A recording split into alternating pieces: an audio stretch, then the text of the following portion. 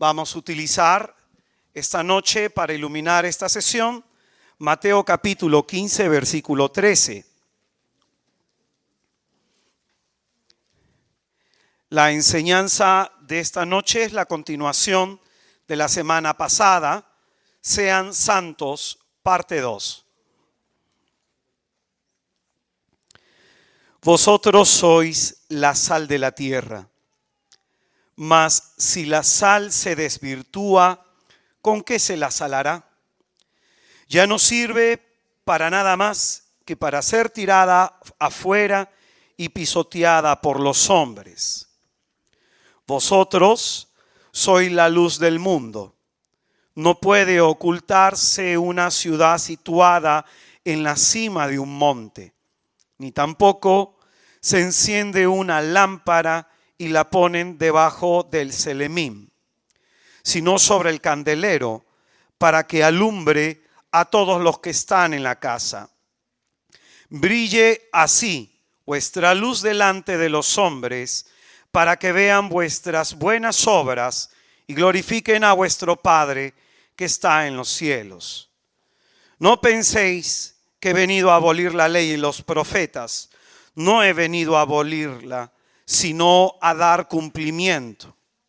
Os lo aseguro. Mientras duren el cielo y la tierra, no dejará de estar vigente ni una i ni una tilde de la ley sin que todo se cumpla. Por tanto, el que traspase uno de estos mandamientos más pequeños y así los enseña a los hombres, será el más pequeño en el reino de los cielos. En cambio, el que los observa y los enseñe, ese será grande en el reino de los cielos. Porque os digo que si vuestra justicia no es mayor que la de los escribas y fariseos, no entraréis en el reino de los cielos. Habéis oído que se dijo a los antepasados: no matarás, y aquel que mate será reo ante el tribunal. Pues yo os digo, todo aquel que se encolerice contra su hermano será reo ante el tribunal. Pero el que llame a su hermano imbécil será reo ante el Sanedrín, y el que llame renegado será reo de la ajena de fuego. Si pues al presentar tu ofrenda en el altar, te acuerdas entonces de que tu hermano tiene algo contra ti, deja tu ofrenda allí, delante del altar, y vete primero a reconciliarte con tu hermano. Luego vuelves y presentas tu ofrenda. Ponte enseguida a buenas con tu adversario mientras vas con él por el camino. No sea que tu adversario te entregue al juez y el juez al guardia y te metan en la cárcel. Yo te aseguro, no saldrás de allí hasta que no hayas pagado el último céntimo. Habéis oído que se dijo: no cometerás adulterio, pues yo os digo, todo el que mira a una mujer deseándola, ya cometió adulterio con ella en su corazón. Si pues tu ojo derecho te es ocasión de pecado, sácatelo y arrójalo de ti. Más te conviene que se pierda uno de tus miembros, que no con todo tu cuerpo seas arrojado a la ajena. Y si tu mano derecha te es ocasión de pecado, córtatela y arrójala de ti. Más te conviene que se te pierda uno de tus miembros, que no que todo tu cuerpo vaya a la ajena. También se dijo: el que repudia a su mujer, que le dé acta de divorcio. Pues yo os digo, todo el que repudia a su mujer, excepto en el caso de fornicación, la hace ser adúltera, y el que se case con una repudiada comete adulterio. Habéis oído también que se dijo a los antepasados: no perjurarás, sino que cumplirás al Señor tus juramentos. Pues yo os digo que no juréis en modo alguno, ni por el cielo, porque es el trono de Dios, ni por la tierra, porque es el escabel de sus pies, ni por Jerusalén, porque es la ciudad del gran rey, ni tampoco jures por tu cabeza, porque ni a uno solo de tus cabellos puedes hacerlo blanco o negro. Sea vuestro lenguaje sí, sí, no, no. Que lo que pasa de aquí viene del maligno. Habéis oído que se dijo ojo por ojo y diente por diente, pues yo os digo, no resistáis al mal. Antes bien, al que te abofetee en la mejilla derecha, ofrécele también la otra. Al que quiera pleitar contigo para quitarte la túnica, déjale también el manto. Y al que te obligue a andar una milla, vete con el 2. A quien te pida da, y al que desee que le prestes algo, no le vuelvas la espalda. Habéis oído que se dijo, amarás a tu prójimo y odiarás a tu enemigo. Pues yo os digo, amad a vuestros enemigos y rogad por los que os persiguen, para que seáis hijos de vuestro Padre Celestial, que hace salir su sol sobre malos y buenos, y llover sobre justos e injustos. Porque si amáis a los que os aman, ¿qué recompensa vais a tener? ¿No hacen eso mismo también los publicanos? Y si no saludáis más que a vuestros hermanos, ¿qué hacéis de particular? ¿No hacen eso también los gentiles? Vosotros pues sed perfectos, como es perfecto vuestro Padre Celestial. Es palabra del Señor.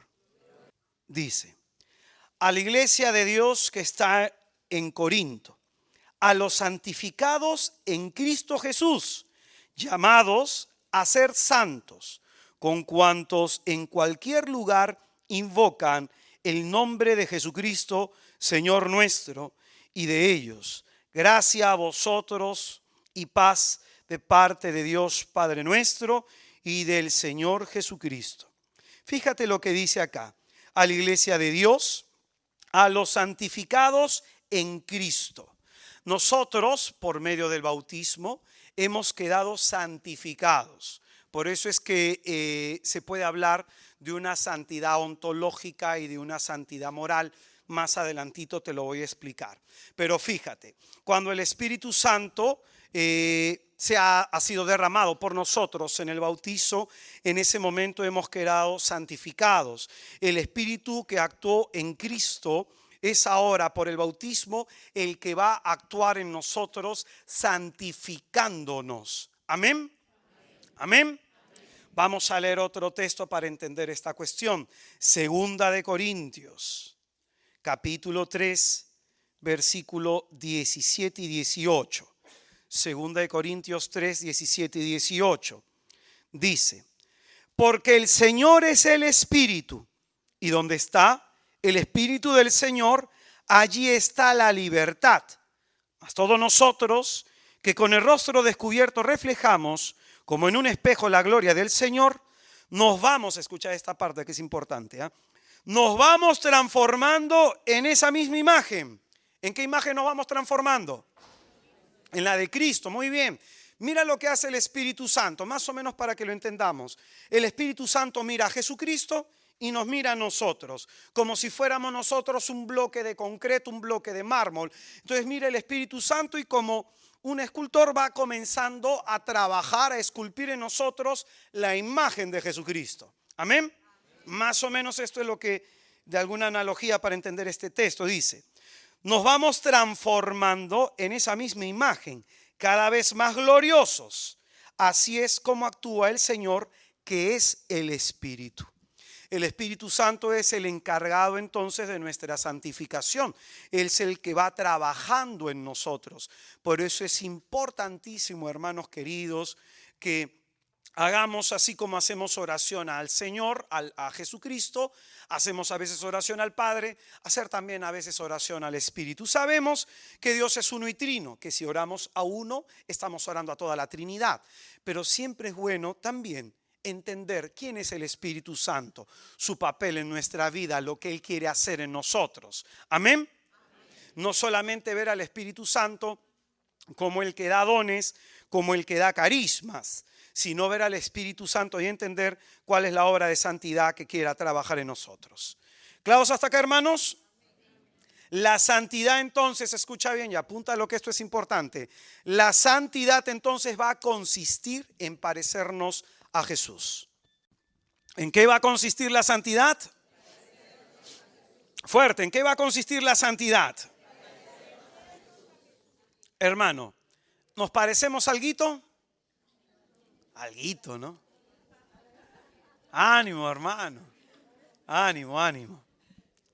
Ánimo. Colosenses capítulo 1, versículo 1.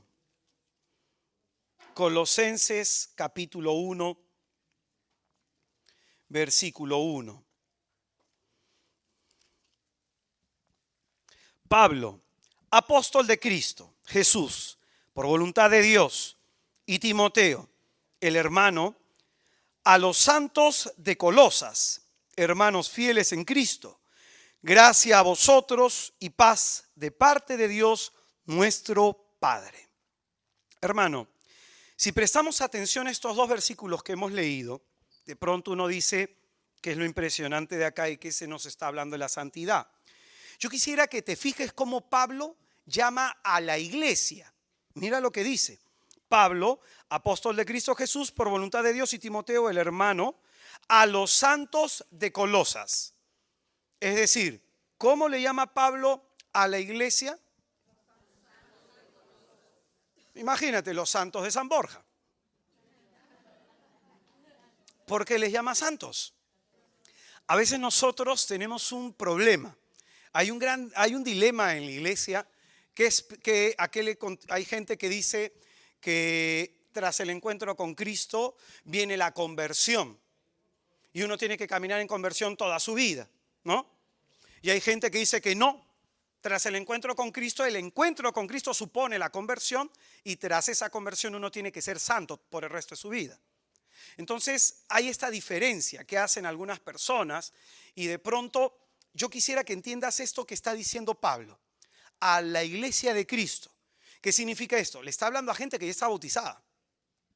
En ese momento, en la iglesia, el bautismo se aplica de la siguiente forma. Primero tú escuchas la predicación evangélica. Escuchando tú la predicación evangélica, te viene el arrepentimiento de tus pecados y pides ser bautizado. El bautismo es la puerta de ingreso a la iglesia. Entonces, al referirse a la iglesia, está hablando de todos los que están dentro, ya bautizados. Amén. Entonces, a estas personas que han dado un paso de conversión, porque la conversión significa dar una media vuelta, voltearse, es un volver hacia Dios. A estas personas que ya dieron su primer paso en su conversión, les llama santos. Y de pronto, a los santos de San Borja. Esta carta podría ir dirigida así. Al hermano, de pronto cuando se dirige al hermano Jimmy, ¿cómo le diría? San Jimmy. San Israel. Pon tu nombre. Así se dirigiría Pablo a los santos que nos encontramos en la iglesia. Siempre sobre este tema se habla, es que tenemos que trabajar en nuestra conversión. No. Tenemos que trabajar en nuestra santidad, porque ya nos hemos convertido. Ojo, la conversión implica ese vivir de espaldas a Dios y voltear hacia Dios. Que ahora tengamos imperfecciones no significa que estamos viviendo de espaldas a Dios. Que ahora tengamos problemas morales no significa. A veces incluso nos alejamos, pero otra vez volvemos. Pero a ti y a mí nos queda esto, que ya no es lo mismo la vida sin Cristo. Entonces, ¿qué significa eso? Pablo nos muestra que hay una santidad primera y hay una santidad segunda, por decirlo de alguna manera. No nos va a hablar de dos realidades, sino en sus cartas Pablo nos va a hablar de dos momentos de una sola realidad, a lo cual nosotros le vamos a llamar santidad ontológica y santidad moral. Amén.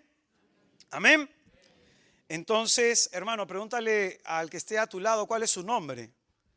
Y dile por su nombre, tú eres San Jimmy Tú eres San Elizabeth, Santa Elizabeth. Tú eres San Juan. Tú eres Santa Margot. El nombre que quieras. Ponle el nombre a la persona y llámale como santo. Amén. Claros hasta acá. Hermano, ¿cuándo te quiere Dios santo? Muy bien, entonces este texto de los Colosenses nos habla de lo que se conoce como santidad ontológica. La palabra ontológica tiene referencia a lo más íntimo del ser, a lo más íntimo del ser. A veces se habla de ontología simplemente del ser o de la persona, pero cuando hablamos de la teología, la santidad ontológica habla del ser, pero lo más íntimo del ser. Cuando Pablo entonces se dirige a la iglesia y les llama santos, de pronto está hablando de una santidad ontológica. ¿Qué es la santidad ontológica? Se indica que la santidad ontológica es aquella santidad que proviene directamente de Dios, infundida en las potencias del alma. Con la expresión santidad ontológica se está indicando que la santidad cristiana, escucha bien, no es una realidad externa. La santidad cristiana no es una realidad externa, sino interna. Interna. Al ser bautizados, escucha bien, al ser bautizados estamos participando de la santidad de Dios. Amén. Esta es la santidad ontológica. Es participación de la santidad de Dios a partir del bautismo. A partir del bautismo. Amén. Hablamos entonces de una acción puramente divina. Una acción divina, profundamente vital. Presencia del Espíritu Santo en el alma del hombre. Cuando nosotros hemos sido bautizados, hay algo que se conoce como la inhabitación del alma de la Trinidad. Es decir, en el momento que hemos sido bautizados, la Trinidad nos habita, nos habita. Esto nos ayuda a entender la santidad ontológica, porque ahí en donde está Dios todo es santificado. El Espíritu Santo echa raíces en lo más profundo de nuestro ser. Entonces, el bautismo, y esto es importantísimo, el bautismo es el que nos da esta santidad ontológica porque nos injerta en Jesucristo, en su pasión, en su muerte y en su resurrección. Por eso es que Pablo a los que han sido bautizados les llama santos. Les llama santos. Vamos a leer un texto para iluminar esta cuestión. Romanos 6. Del 1 a los siguientes, dice, Romanos 6 del 1 a los siguientes. ¿Qué diremos pues? ¿Que debemos permanecer en el pecado para que la gracia se multiplique? De ningún modo. Lo que hemos muerto al pecado, ¿cómo seguir viviendo en él? ¿O es que ignoráis que cuando fuimos bautizados en Cristo Jesús, fuimos bautizados en su muerte? Pues fuimos con él sepultados por el bautismo en la muerte, a fin de que, al igual que Cristo resucitó de entre los muertos, por medio de la gloria del Padre, así también nosotros vivamos una vida nueva. Porque si nos hemos injertado en él por una muerte semejante a la suya, también lo estaremos por una resurrección semejante, sabiendo que nuestro hombre viejo fue crucificado con él a fin de que fuera destruido el cuerpo de pecado y cesáramos de ser esclavos del pecado, pues el que está muerto queda libre del pecado. Y si hemos muerto con Cristo, creemos que también viviremos con él, sabiendo que Cristo, una vez resucitado de entre los muertos, ya no muere más y que la muerte no tiene ya señorío sobre él. Su muerte fue un morir al pecado de una vez para siempre, mas su vida es un vivir para Dios. Entonces, fíjate, las personas que han escuchado la predicación evangélica, y esto es importantísimo, siempre voltear la mirada a los inicios de la iglesia. en ese momento las personas cuando escuchaban la predicación evangélica, el primer gesto de conversión, el primer gesto de haber creído en Jesucristo, el primer acto de fe se manifestaba en el cambio de vida. Entonces en ti y en mí, ¿en qué se nos nota que creemos en el Señor? En el cambio de vida. Y ese cambio de vida implica una vida de santidad. Pero fíjate, acá cuando hablamos nosotros de la santidad ontológica, estamos hablando de esa santidad que nos proviene de Dios, que en Él hemos sido injertados por medio del bautismo, como estamos leyendo en este texto. El bautizo entonces nos ha hecho verdaderamente hijos de Dios. Nos ha hecho verdaderamente hijos de Dios y de esta forma, escucha bien, nos hace partícipes de la naturaleza divina. Nos hace partícipes de la naturaleza divina. Dicho de alguna u otra manera, hemos sido divinizados. Hay gente que ignora mucho esto. Hemos sido divinizados. Segunda de Pedro, capítulo 1, versículo 3 y 4. Vamos a darle un sustento bíblico a lo que estamos señalando. Segunda de Pedro, capítulo 1, versículo 3 y versículo 4. Dice: pues su divino poder nos ha concedido cuanto se refiere a la vida y a la piedad, mediante el conocimiento perfecto del que nos ha llamado por su propia gloria y virtud, por medio de las cuales nos ha sido concebida, atención, presta atención a esto, las preciosas y sublimes promesas, para que por ellas os hicierais partícipes de la naturaleza divina, huyendo de la corrupción que hay en el mundo por la concupiscencia. Entonces, hermano, este texto de Segunda de Pedro, capítulo 1, del 3 al 4, nos muestra lo siguiente: que el bautizo nos está injertando en la vida de Dios. Nos está injertando en la vida de Dios.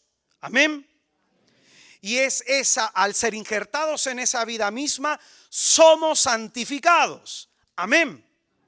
¿Claros hasta acá? Muy bien. Ahora, otra cosa es que no hayamos vivido en esa santidad.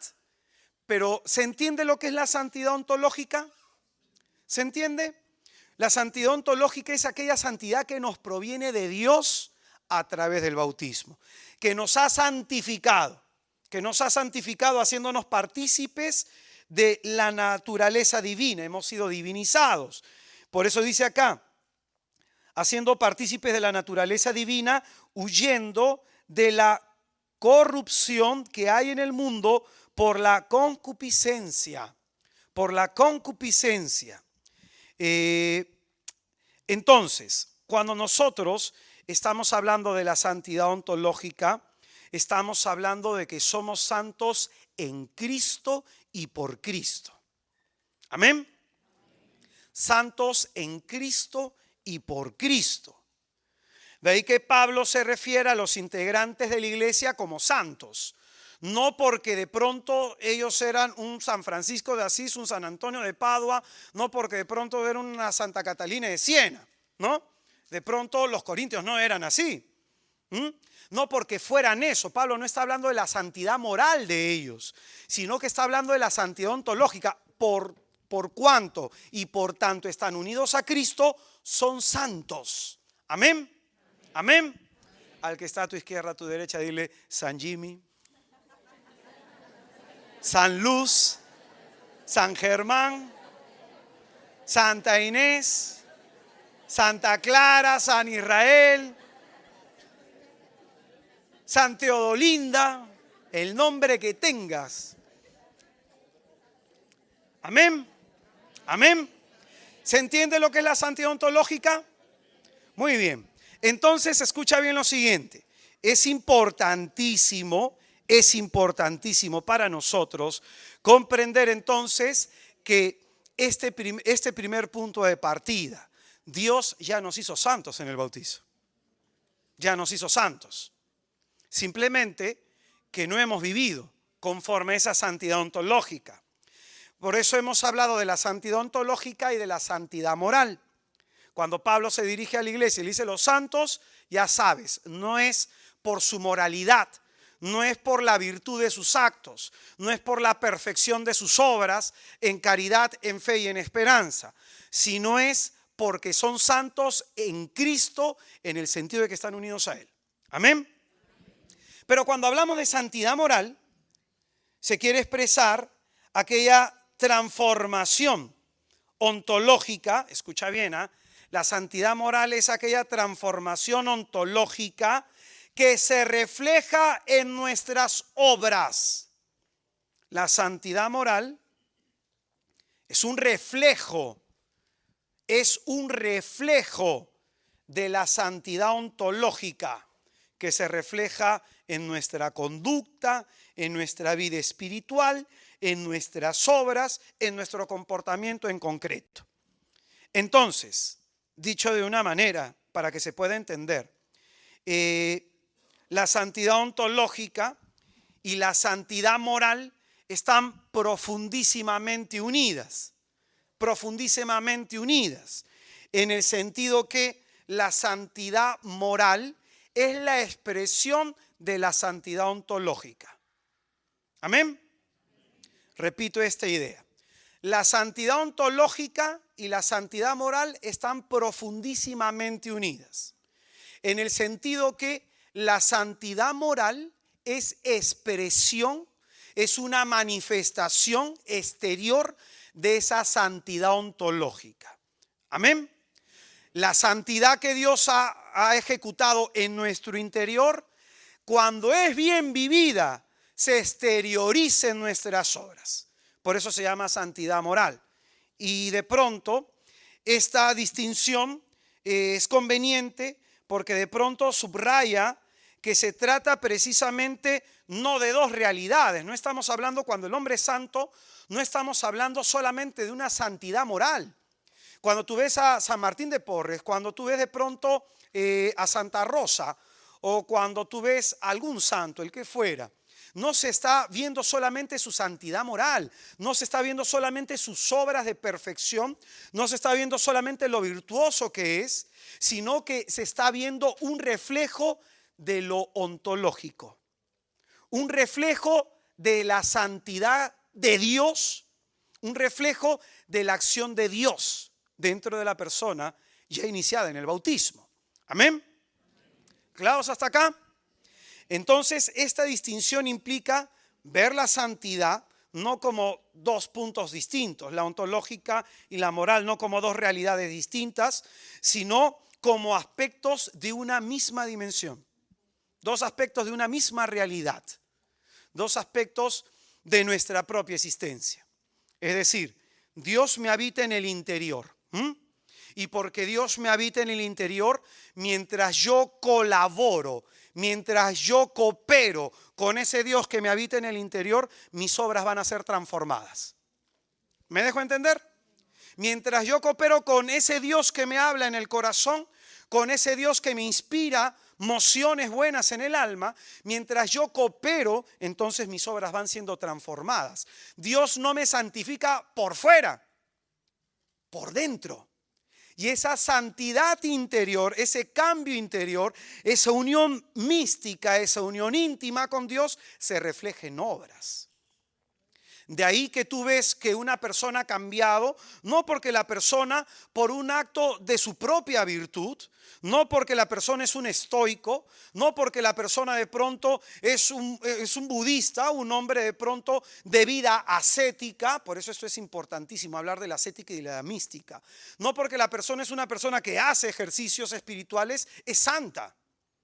La santidad sobre todo es gracia.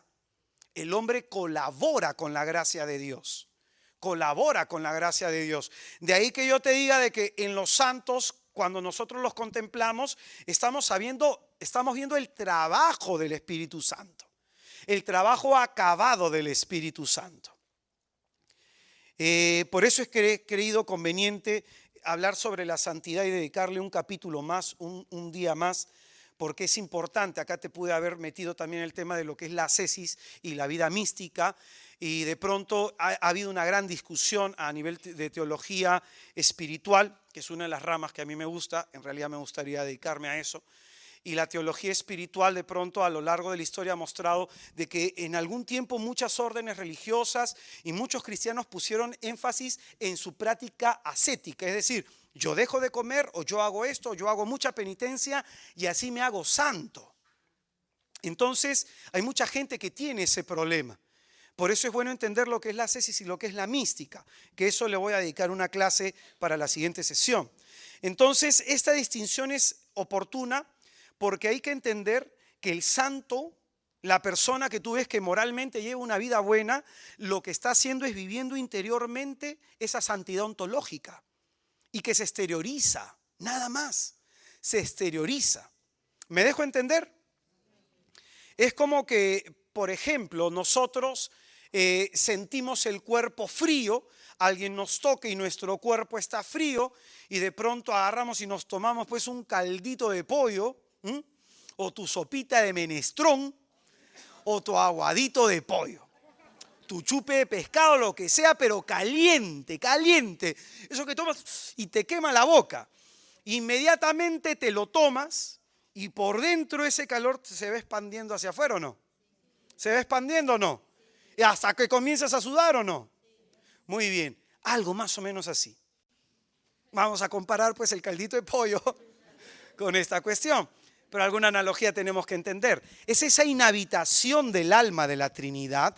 Cuando nosotros la vivimos, cuando nosotros vivimos la comunión con la Trinidad, esa comunión va transformando las obras. Las va transformando. El cambio del santo es un cambio interior. Porque de pronto imagínate, ¿no? Tú tienes a los budistas, personas virtuosas, tú tienes a los estoicos, personas virtuosas, que han cambiado por su propia virtud y que han dejado alguna actitud errónea, pecaminosa, por decirlo de alguna manera, por su propia virtud. El santo no tiene eso. El santo no tiene eso. El cambio ha cambiado por la gloria y el poder de Dios. Por la gloria y el poder de Dios. No es una meditación trascendental la que nosotros hacemos. Es elevar el espíritu y contemplar a Dios uno y trino, lo que nos cambia. La gloria de Dios es la que nos va a transformar. Amén. Amén. Por eso uno dirá, pues, pero si yo soy flojo, soy perezoso, soy una persona que no se levanta temprano, ¿cómo voy a ser santo? Orar, que esto y que el otro. Tranquilo, hermano, es la gloria de Dios que te va a transformar. Entonces, hermanos, esto es importantísimo. La santidad moral, y hablando de la santidad ontológica, es expresión de esa santidad ontológica. Esto ya lo he estado repitiendo para que quede bien sentado este criterio, ¿no? La santidad moral es la expresión, la exteriorización de una vida profundamente vivida con la Trinidad. Entonces, en el texto que hemos leído del inicio, porque tú dirás, hermano, ¿y qué tiene que ver el texto con el que ha partido? El texto que hemos leído del Evangelio de Mateo, capítulo 5, del versículo 13 a los siguientes, el Señor empieza diciéndonos que somos la luz del mundo, ¿cierto? Y nuestras obras tienen que tener la característica de la luz. Y la luz cumple un fin: iluminar en donde hay tinieblas. Iluminar en donde hay tinieblas. Y el Señor dice, brille así vuestras obras. Nuestras obras tienen que reflejar no nuestra santidad, no nuestra condición virtuosa, sino aquel que vive en nosotros. Ya no soy yo quien vive en mí, sino es Cristo quien vive en mí. Amén. Jesucristo nos dijo, yo soy la luz del mundo. Y así como la luna ilumina muchas veces la noche cuando hay luna llena, y sobre todo hace más o menos unas 2-3 semanas que la luna estaba bastante cerca de la Tierra, iluminaba mucho. ¿Qué significa esto? La luna no tiene propia luz, es un reflejo del sol. Entonces, de la misma manera, nosotros reflejamos la luz de Cristo. Por eso es que somos luz. Nosotros reflejamos al Señor con nuestras obras y con nuestro actuar. Por eso el Señor dice, así los demás alaben al Señor y den gloria a Dios al ver vuestras buenas obras. Y de pronto a continuación el Señor nos muestra y nos dice lo siguiente. En el versículo 48 nos dice de qué trata la santidad. Dice, vosotros pues sed perfectos como es perfecto vuestro Padre Celestial. Vamos a contraponer este texto del versículo 48 de Mateo 5 con el de Levítico, en donde el Padre nos decía, sean santos como yo soy santo. Acá, ¿qué nos dice Jesucristo? Sean perfectos como vuestro Padre es perfecto. Entonces, ¿qué significa? Unamos santidad y perfección. ¿En qué consistiría la santidad? En el perfeccionamiento del hombre, en el perfeccionamiento de la vida moral, en el perfeccionamiento del cristiano, en ser mejor. Dicho de una manera sencilla, la santidad, vivir en santidad moral, significa en el perfeccionamiento, en ser mejores personas, en mejorar. Por eso para los que ya han conocido a Cristo y se les habla mucho de conversión, perdónenme, yo no sé ustedes, pero yo me inicié en un grupo en donde hasta el hartazgo me hablaban de conversión. Conversión por aquí, conversión por allá. ¿Qué le falta a la comunidad? No hace servicios, conversión. Los hermanos no están orando, conversión. No, lo que hace falta es que le hablen de santidad. Y mira cuántos de nosotros gustamos oír hablar de santidad. Porque no se habla de santidad en la iglesia. Hay varias realidades de las que no se habla ni de santidad ni del infierno. Y por eso también es importante hablar de santidad para no ir al infierno. Entonces, el Señor nos dice que la santidad para nosotros es buscar cada día ser mejores personas. Mejores personas. Mejor padre, mejor madre, mejor hijo, mejor trabajador, mejor ama de casa. La santidad para eso no va a ser ir a misa todos los días solamente. No va a ser escuchar prédicas todos los días. No. La santidad es buscar ser mejor. Y pregúntate tú en tu vida, hermano. Pregúntate en tu vida, ¿qué necesita mejorar? En tu vida, ¿qué debe mejorar? En eso consiste la santidad. Amén. Amén. La santidad moral no es otra cosa que andar por el camino de la perfección cristiana. Y la perfección cristiana significa cumplir lo que me dicen las Escrituras. En el texto que hemos leído nos dice, te pegan en una mejilla, ¿tú quieres ser santo? Pones la otra. En el texto nos dice, si tú quieres ser santo y de pronto alguien te pide prestado, no se lo niegues. Aunque de pronto, hermano, yo he visto gente en los grupos de oración que basándose en estos criterios piden dinero. Y ahí hay que tener cuidado, porque también hay que ver la mala intención del corazón de los hermanos. Y hay hermanos que también la comunidad debe ayudar cuando hay una emergencia, ¿cierto? Hay que ayudar, eso es cierto. Yo apoyo eso, de que puedas dar dinero, de que de pronto ayudes a tus hermanos haciendo una apoyada, que le compres algo a tu hermano, sí. Pero de pronto hay gente que quiere construir su primer, segundo y tercer piso a puntepolladas. Tampoco es, ¿no? Porque así como la comunidad no es un centro terapéutico, tampoco es un banco, ni es una casa de préstamo. Sí tenemos que ayudar, sí tenemos que apoyarnos, sí tenemos de pronto que extenderle la mano a los hermanos, pero yo tengo en una comunidad que lamentablemente una hermana pidió 50 por acá, 100 por allá, 200 por allá, 300 por acá, 500 por allá y fueron como 2.000 soles. Entonces hay que tener prudencia. Acá la palabra también nos dice que aquel que llame imbécil a su hermano será reo del cuerpo. Entonces, hermanos míos, ¿a quiénes llamamos imbéciles? Idiotas. O a quienes choleamos, negriamos o serraneamos. Fíjate, es tu hermano. Es tu hermano.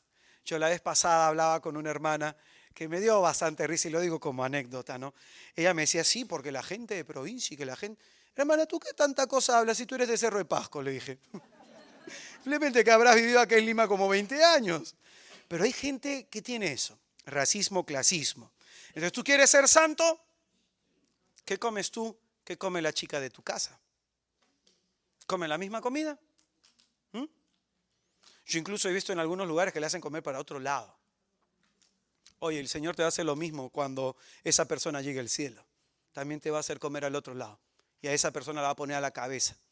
Porque eso dice la palabra. ¿Mm? Entonces, hermanos queridos, tú quieres ser santo, cumple lo que dice las Escrituras. Entonces, solamente leyendo los 4 evangelios, tenemos nosotros el espejo en donde mirar a Jesús para ver si nos parecemos a Él. Para ver si nos parecemos al Señor. Para trabajar en nuestra conducta moral. ¿No va a ser fácil? Sí, hay que trabajar, por supuesto. Pero escucha bien, la santidad moral no es otra cosa que andar por ese camino de perfección cristiana. Ese camino que ya nos ha trazado Jesucristo. Consiste en trabajar diligentemente para cambiar con el auxilio de la gracia las actitudes pecaminosas de nuestra vida. Consiste en la santidad entonces trabajar diligentemente con el auxilio de la gracia para trabajar en las actitudes pecaminosas, en las imperfecciones propias de nuestra naturaleza herida, no solo por el pecado, sino por nuestros traumas. Nosotros pecamos no solamente por la raíz, la tendencia que tenemos de la concupiscencia, sino también por nuestros traumas, El santo es aquella persona que cree en Dios y que cree en su poder. Por eso esto es importante. Acá en esto más o menos te quiero decir qué es ser santo. El santo es aquella persona que cree en Dios, que todo lo espera de Dios.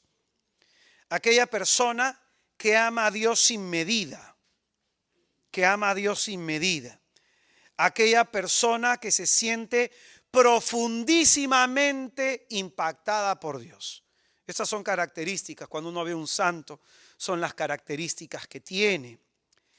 El santo es aquel que conoce su miseria.